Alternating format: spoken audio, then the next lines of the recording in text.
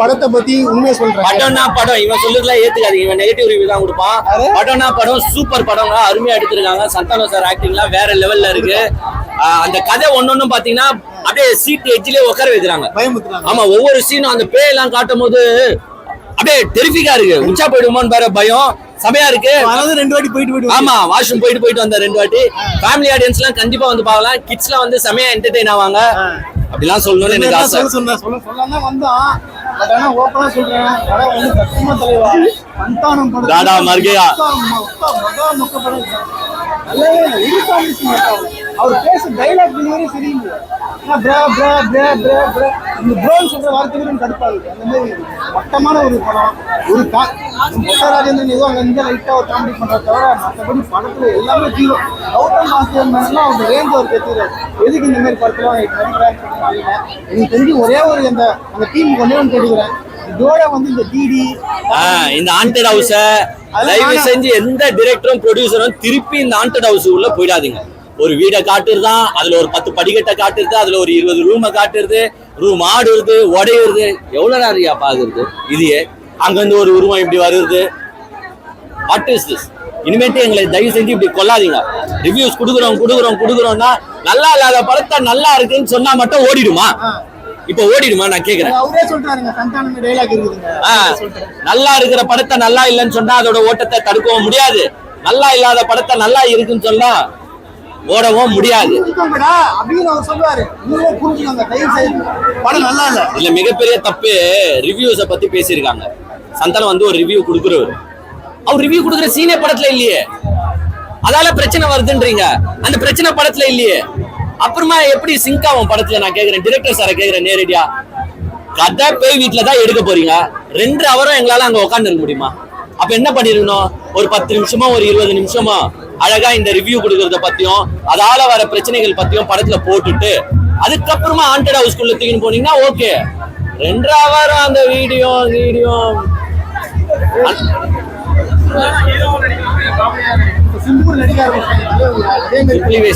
ரொம்ப கஷ்டம், மன கஷ்டமா இருக்கு. நான் வந்து சந்தானம் ஃபேன் ஆக்சுவலா. என்ன செய்யுது இப்ப வந்து ரிவ்யூ கொடுக்கறதுக்கே எனக்கு மனசு கஷ்டமா. அதெல்லாம் எடுத்துன்னு போறாங்க பாருங்க. அது இது முன்னாடி அந்த டிடிலயும் சந்தான காமெடி கம்மியா தான் இருக்கும். அவர் காமெடி என்ன பண்றாலும் அந்த படத்துல காமெடி இருக்காது. பட் இதுல காமெடி ஜீரோ, சுத்தமா எதுவுமே இல்ல. யாருமே செட் ஆகும் காமெடி. எங்க ரியாக்ஷனே இல்லையா? என்ன நடக்குதுன்னு பாத்துட்டு இருக்காங்க. ஆர்வம் பாப்பாங்களா அடுத்து என்ன வரும் அந்த மாதிரி தான் பாத்துனாங்க. சிரிப்பு எங்கேயுமே இல்ல. இந்த மொட்டை ராஜேந்திரன் வர சீன் 1-2 மைனூட்டான சீன்ல சிரிப்பு வருது.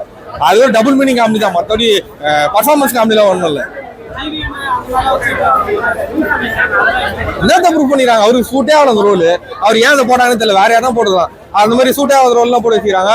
அவருக்கே ஒண்ணுமே புரியல. படத்துல அவர் எதுக்கு வராதே புரியல. அவர் ஹீரோன்றாங்க, அந்த பாட்டுக்கு அவர் ஹீரோன்றாங்க, அதையும் குழப்பி வச்சுக்கிறாங்க. அதுவும் புரியுற மாதிரி இல்ல. அப்படின்னு போது ஒரு தெளிவே ஃபர்ஸ்ட் இல்ல படத்துல. என்ன நடந்ததுன்னு நீங்க கேட்டு வரல. ஆடியன்ஸ் தெளிவா சொல்ல மாட்டாங்க, தெரியாது. இல்ல இது ஃப்ரெஷ் தனிதான், கண்டினியூ இல்ல, நெக்ஸ்ட் லெவல் தனிதான். நல்லா அடுத்தது போடாம விட்டானுங்க. அது போடுற மாதிரி வந்தானுங்க, போடாம விட்டானுங்க. அது சந்தோஷம். கண்டினியூட்டி இல்ல. பட் இந்த படத்துக்கு ஒண்ணு கண்டினியூட்டி அடுத்த படத்துக்கு வராது.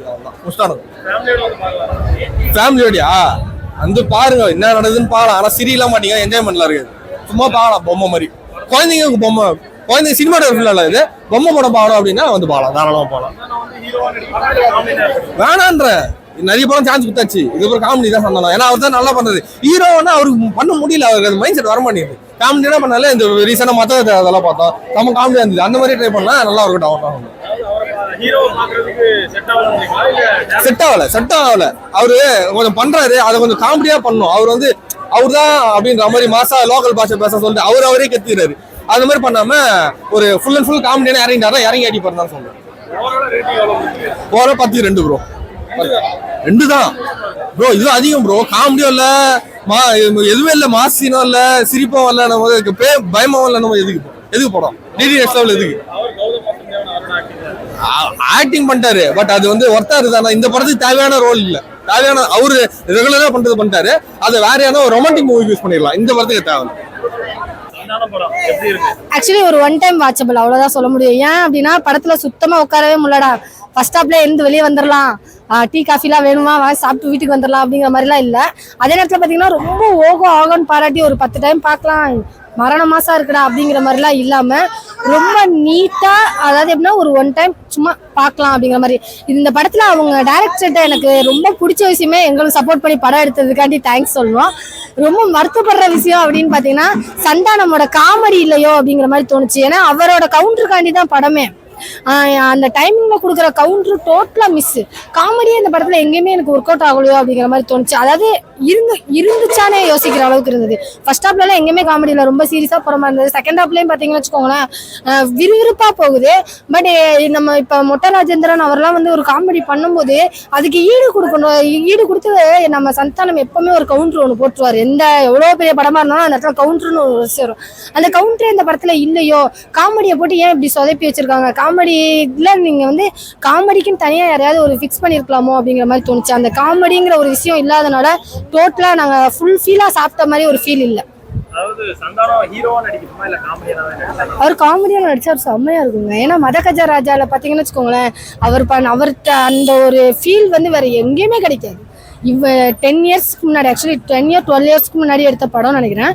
பட் இன்னைக்கும் அந்த கவுண்டர் நிக்குது பாத்தீங்களா. அதனாலதான் நான் சொன்னேன் சந்தானம் அப்படின்னு சொன்னாலே நம்ம கவுண்டர் தான்.